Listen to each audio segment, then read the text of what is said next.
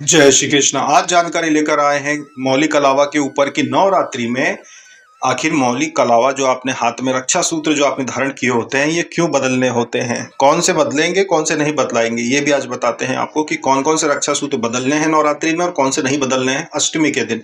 अष्टमी का दिन वो होता है जिस दिन नवरात्रि पर आपके हाथ के आप रक्षा सूत्र बदलेंगे। ऐसे रक्षा सूत्र जो किसी व्रत से संबंधित हो उनको नहीं बदला जाएगा, जैसे कि जो महालक्ष्मी व्रत करते हैं 16 दिन के, उनका नहीं बदला जाएगा।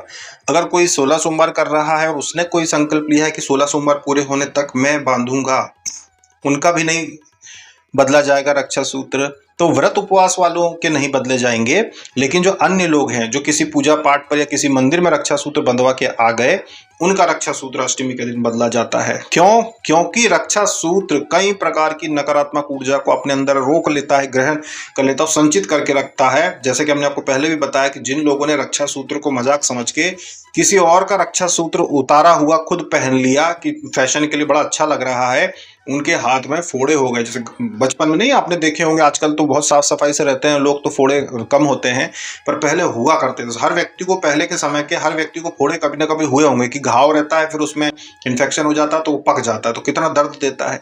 तो ऐसे हमने प्रत्यक्ष प्रमाण देखे हैं कि किसी का फेंका हुआ रक्षा सूत्र, काट के फेंका हुआ, उसमें इतनी नकारात्मक ऊर्जा वो अपने अंदर ग्रहण करके रखता है, नजर दोष को अपने अंदर ले लेता है कि उसको उठा के जिन लोगों ने बांध लिया उनके हाथ में फोड़े हो गए।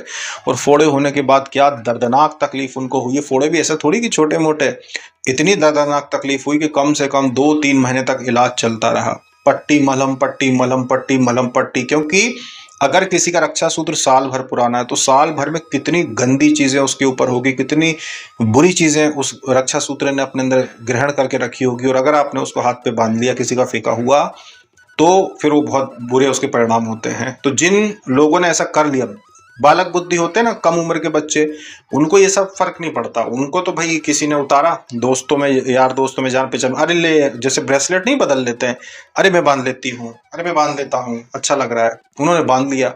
और फिर जो उनको हुई तकलीफ, हाथ में जो घाव बने हैं कि भरने में 2-3 महीने लग गए। तो ये नकारात्मक ऊर्जा अपने अंदर एकत्रित करके रखता है। तो रक्षा सूत्र को बदलना चाहिए, समय समय पे बदलना चाहिए। तो रक्षा सूत्र बदलने का समय है अष्टमी का दिन। नवरात्रि की इस अष्टमी पर आप अपने अपने हाथ के रक्षा सूत्र उतार के कचरा गाड़ी में फेंक देना। वो नया रक्षा सूत्र अपनी हाथ से अपने ही घर में, माता के जिसकी भी आप पूजा कर रहे हो, दुर्गा जी की, बगलामुखी की, माँ काली की, शिव जी की, जिनकी भी आप पूजा पाठ करते हो, उनके नाम का रक्षा सूत्र अपने हाथ में बांध लेना। अगली बार जब भी पूजा पाठ का कोई समय आता है, विशेष कोई भी अनुष्ठान होता है, तब उसको भी निकाल के फेंक देना। तो रक्षा सूत्र साल भर में 3-4 बार बदल जाना चाहिए। जब जब पूजा, किसी अच्छे पूजा पाठ में आप शामिल होते हो, पुराना उतार देना चाहिए। क्योंकि पूरा उससे कोई ये नहीं है कि वो कोई अपने लिए कोई सकारात्मक ऊर्जा लाएगा। उसका काम ही होता है नकारात्मक ऊर्जा को रोकना, अपने अंदर ग्रहण कर लेना, और जब आप उतार के फेंक दो तो अपने साथ नकारात्मक ऊर्जा को लेके चले जाना। एक प्रकार से प्रोटेक्शन का काम करता है रक्षा सूत्र, इसलिए इसका बदलाना बहुत जरूरी है।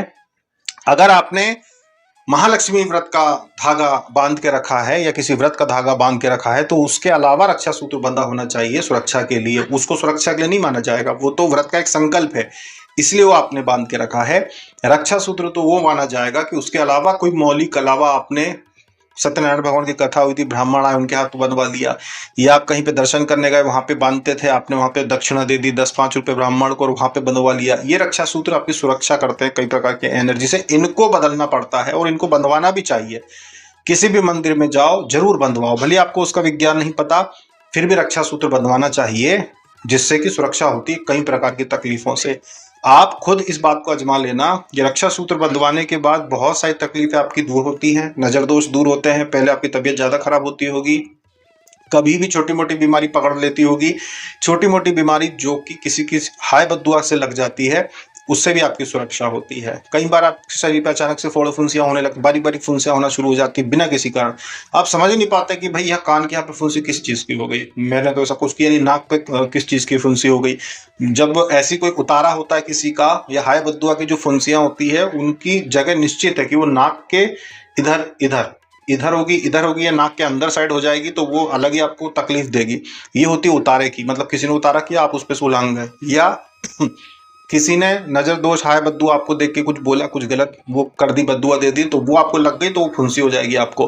गंदी चीज के ऊपर आपने पैर रख दिया, तो वो हो जाती है। तो ये निशानी है कि भाई ये इन चीज़ों से हुई। तो जब अगर रक्षा सूत्र बंधा है तो वो आपको उससे बचाता है, अगर समय समय पे आप बदलते हो। अब रक्षा सूत्र ज़्यादा मलिन हो जाए कि भाई आपको 6-7 महीने का बंधा हुआ हो गया, उसको बदलना जरूरी है, फिर वो कैसे रक्षा करेगा। तो रक्षा सूत्र हर 2-3 महीने में बदलो, साल भर में 4 बार रक्षा सूत्र बदल जाना चाहिए। तो ये आपकी सुरक्षा निश्चित रूप से करेगा। ये आप भले ही ना जानते हो इस विषय में, पर ये बहुत बड़ा सत्य है कि ये सुरक्षा करता है। रक्षा सूत्र आपको अवश्य बदलना चाहिए। बच्चों को भी बांध सकते हो आप, जैसे बच्चा 5-6 साल पार कर जाता है उसके बाद रक्षा सूत्र उसको भी बांध सकते हो आप, उसकी भी सुरक्षा करेगा वो। गले में बेल डालते हैं बच्चों की, वो अष्टमी के दिन आप बदल सकते हो अगर नई बेल आपको उपलब्ध है। कि जैसे आपने जहाँ की धागा बच्चे को डाला था वो मंदिर पास में ही है आपके, तो अष्टमी के दिन आप बदल सकते हो। या नवरात्रि में तो अगर मंदिर में गए हो आप तो किसी भी दिन बदल सकते हो। अगर मंदिर में जाके कर रहे हो, घर में कर रहे हो तो अष्टमी के दिन। मंदिर में आप गए हो कि जैसे आप पावागढ़ गए बच्चे को लेकर, पावागढ़ का ही धागा डाला था उसके गले में, तो नवरात्रि के किसी भी दिन पावागढ़ से वो धागा बदल दो, पुराना उतार के कचरे में फेंक दो, नया वाला बच्चे को डाल दो। तो ये बहुत अधिक सुरक्षा करता है।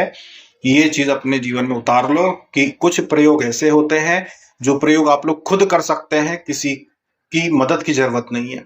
तो ये थी जानकारी रक्षा सूत्र के ऊपर कि नवरात्रि में आप रक्षा सूत्र से कैसे आप लाभ ले सकते हो, जिससे कि आपको कई प्रकार के दोषों से सुरक्षा हो सके। मिलते हैं अगले वीडियो में। जय श्री कृष्ण, जय माता दी।